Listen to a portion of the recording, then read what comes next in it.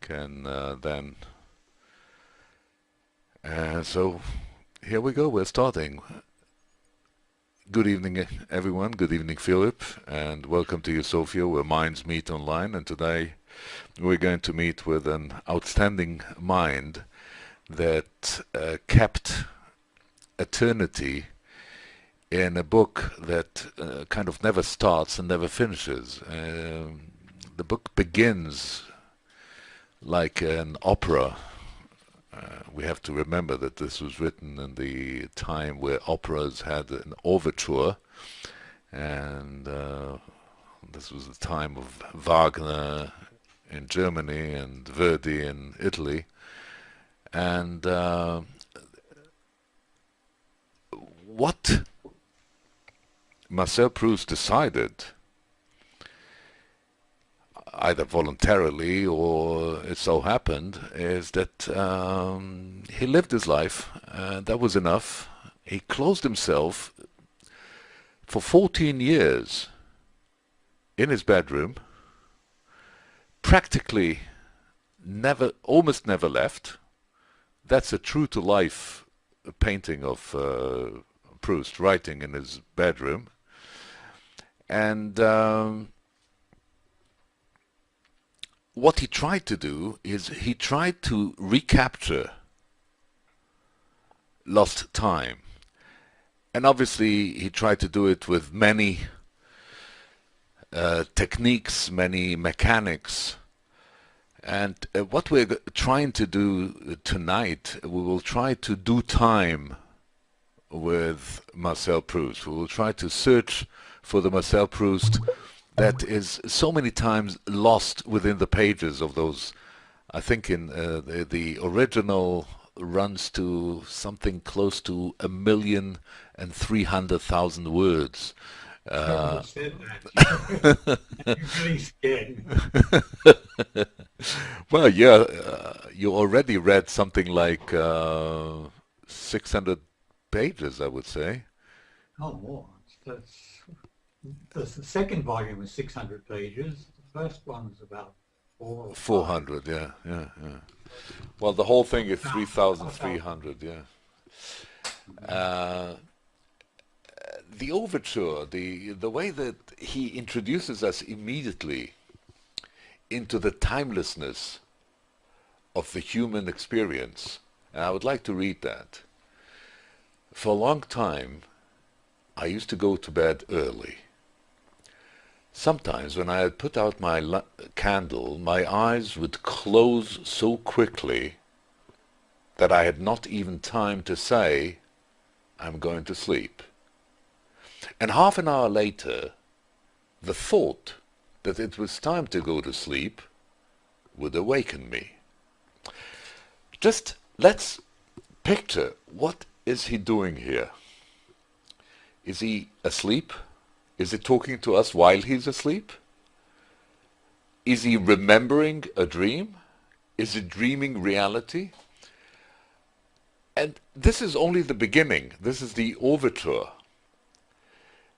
And he goes on to say, I would try to put away the book, which I imagined was still in my hand, and to blow out the light.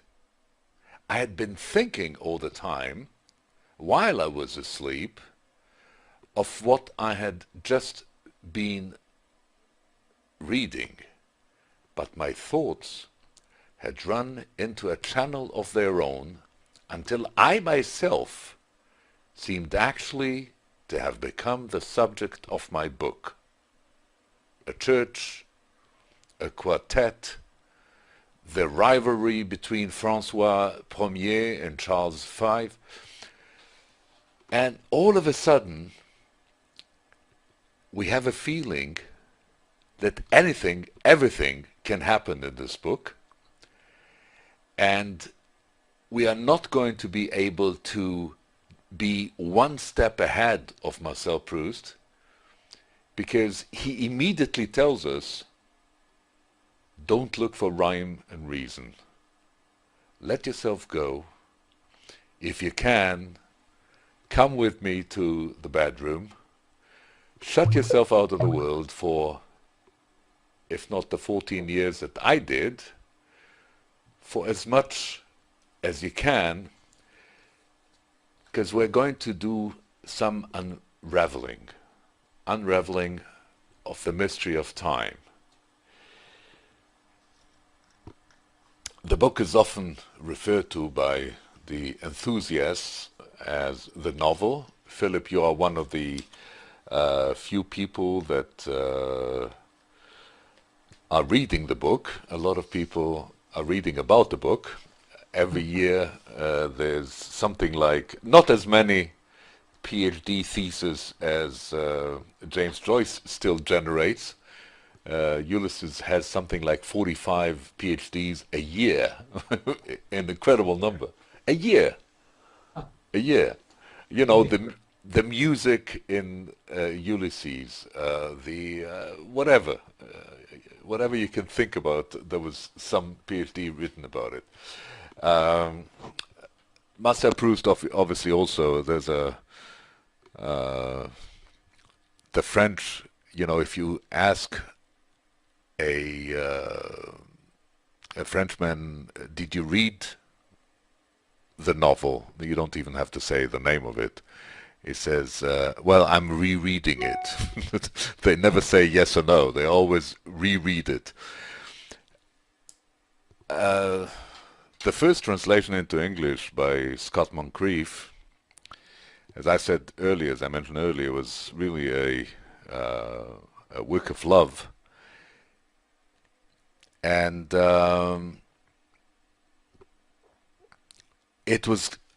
he tried too hard to find a different title.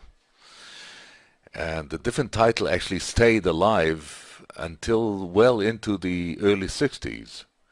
The title in English, as you probably remember, is Remembrance of Things Past. Marcel Proust hated it, by the way. He thought it.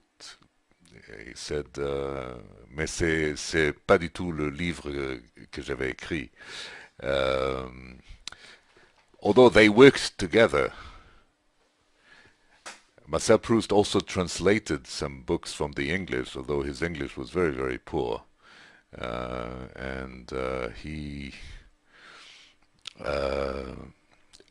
But he worked with a dictionary and with friends, and the problem that he found with Moncrief is that Moncrief, according to Proust, rewrote Proust, but again, I'm not going to go into that, especially if you are reading it in French. You have the possibility to enjoy the different games that Marcel Proust plays, and I'm going to concentrate a little bit about the first meeting that he has with the cookie. When he first sees the Madeleine, when he first sees the cookie, it means nothing to him. And again, when reading it for the first time, you allow yourself to say, why is everybody talking about the Madeleine? I mean, there's so many cafes. Even I remember first time I was in Hong Kong, I went into a cafe called La Madeleine, and the place was run by a lady that lived in Paris for I don't know how many years, and fell in love with Proust. And it was a normal Chinese restaurant. There was nothing French about it. And I asked her why the name. And she says, I hope that it will remind me of Paris every time I look at the name.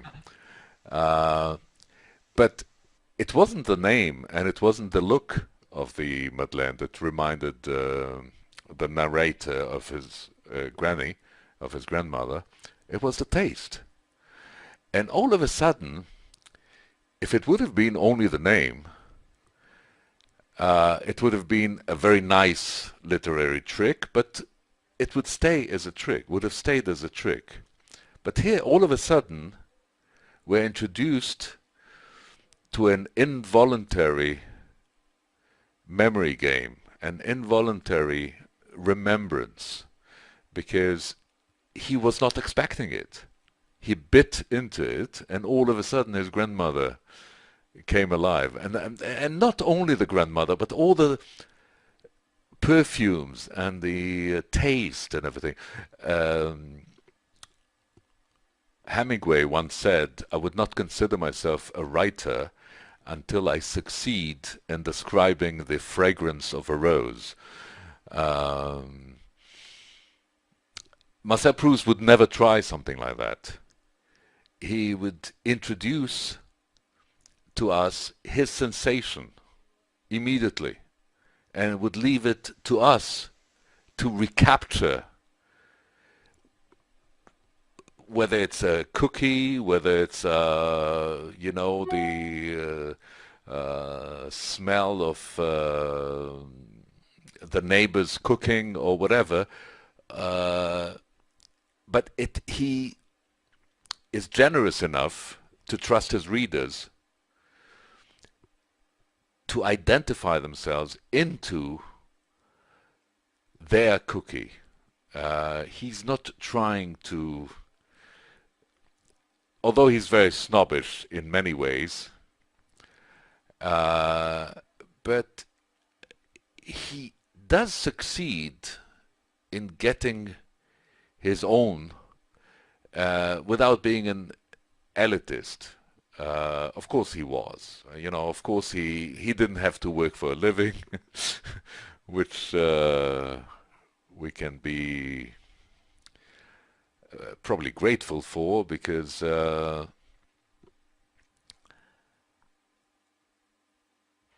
for somebody at the age of 22 to be tormented by the idea of lost time. Temps perdu in French does not translate very well, because in English, when you have lost time, it does not immediately bring to mind wasted time. I don't want to waste time, or I don't want to lose time, are similar, close, but not the same. In French, it comes out the same. Temps perdu is things that you lost, but the first inclination would be wasted time. But for him, it's not wasted. For him, it's time that he's trying to recapture. Well, when you get to the last part of it, le temps retrouvé, you'll find that he finally recaptures time. Again, Mr. Moncrief did something that he did it after Marcel Proust was not alive anymore, so Marcel Proust could not be mad about it. But he said the past, he called the last book The Past Recaptured, which is completely different than Le Temps Retrouvé. Le Temps Retrouvé brings us back to paradise recaptured, etc. And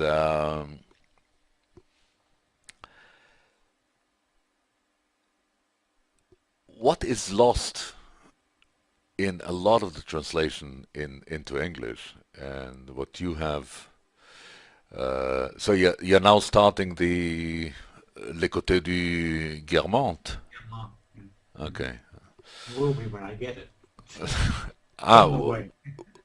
where did you buy it from? Amazon Right or? to Amazon. Okay, because I found a beautiful copy at Pollack in Tel Aviv. Mm-hmm. Uh, Obviously very expensive because it's in mint condition, but and it's the old one. It's not La Pléiade. It's not the new one. I bought a new one through Amazon also. I'm trying to. Amazon came out with one. Amazon La Pléiade came out with one book, the whole thing in one book. Yeah, yeah, Must be a ton. it's a big thing. Anyhow, where Proust starts leaving the day-to-day life is when he starts inventing his own inner time. Inner time is his reality, which he allows us, or he invites us, to fill out with our feelings, with our emotions. Let's try and concentrate on the idea of inner time and outer time. Outer time is where we participate in something that is happening without us having to program it, to plan it. It happens. We can participate, but actively proact, proact. We can also proact sometimes, lose our what happens when we proact in a conversation. We are sometimes blamed for being aggressive because we don't allow the conversation to lead us into responding, but we aggressively, so to speak, act upon our inner initiation. Being in an inner time, you are the master. You decide what happens. If we take our friend James Joyce into the formula, he did it in many, many ways. First of all, he did his act of love was not to his mother like Marcel Proust act of love. His act of love was to the lady who showed him the way to the love of a woman that he didn't have to pay for. And in 20 hours, he created and recreated and recreated and recreated the Dublin of June 16th, 1904. Again, in a very, very specific way, and he was very, very pedantic about where this tram would go and where the viceroy would pass and where the funeral would go. But for the fantastic third act of Ulysses, where Bloom, sorry, the fourth chapter, where Bloom brings back breakfast for Molly, and he smells the kidney, and we can smell the kidney with him as he's running up the stairs. And although Ulysses is full of physical processes and the body, the human body is not only something that you look at, feel, it's something that is active, that is doing things. Much more than we have it here. Here, it's not so much the protagonist that is doing things, because the protagonist is really not doing anything. He's just inviting you to research into your inner time and see what you can grab from the endurance of time. He was introduced to Henry Bergson's view that there are two different ways of considering time. There is the time that vanishes into nothingness and the time that endures, le temps duré.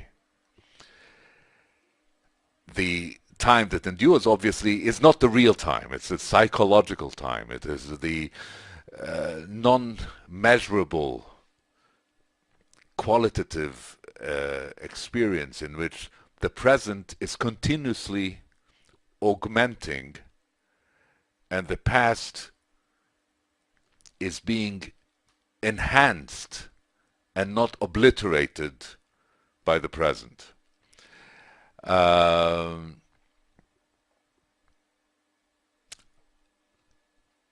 Why is he considered to be one of the inventors of modernism? Modernism is basically the flattening of perspective. It's the taking time and space and putting them all on one flat and even level. And when you do this, you're actually gaining eternity. You're gaining something that life will never give you. A science fiction writer of fame, many, many years later, uses a very similar technique to escape terrible memories of war. I'm talking about Kurt Vonnegut in his Slaughterhouse-5. In Slaughterhouse-5, he can and does recapture his life any way he wants.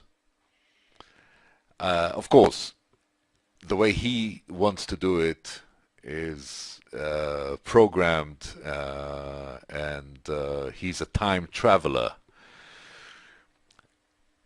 Marcel Proust is not a time traveler. Marcel Proust is very much, first of all, he does tell us the story of the 20 years from 1885 to 1905 in Paris. Not the way that James Joyce does in Ulysses. He's not telling us, you know, what is written in the newspaper as much as... but we get the very exact feeling of the passage of time between the time it used to take when the only way to commute between one place and the other is a horse and a cart, and all of a sudden the time of the cars is here, the time of having to write a letter, and the time of being able to pick up the phone and calling.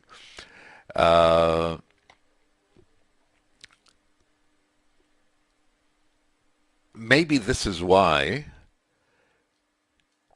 he decides that he does not want to live life outside of his writing, but he wants to allow his writing to reorder life in such a way that it never finishes.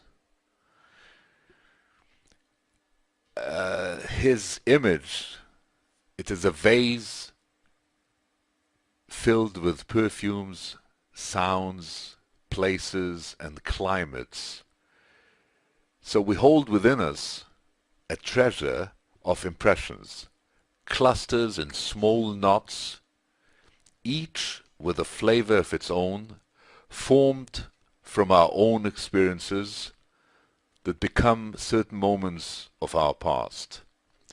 Yet Proust did realize that there's no way that we can reach this treasure, which is buried in our subconscious mind, and he was very much into the subconscious mind. Through reading Bergson, he fell in love with the whole concept of Freud, although he never read Freud with the religious way that, let's say, James Joyce read Freud and Jung, but his interpretation of Freud was through the writing of Bergson mainly, and time past is lost to us, but the sensation experience are not. And this is an inexhaustible mind for art. Now, we also have to consider that this was the time where the religious icons and narrative are almost done, are almost killed, are almost passed out of the world. This is the time that a new art form is invented. For the first time in many, many hundreds of years, a new art form is invented. It's not invented as an art form, it's invented as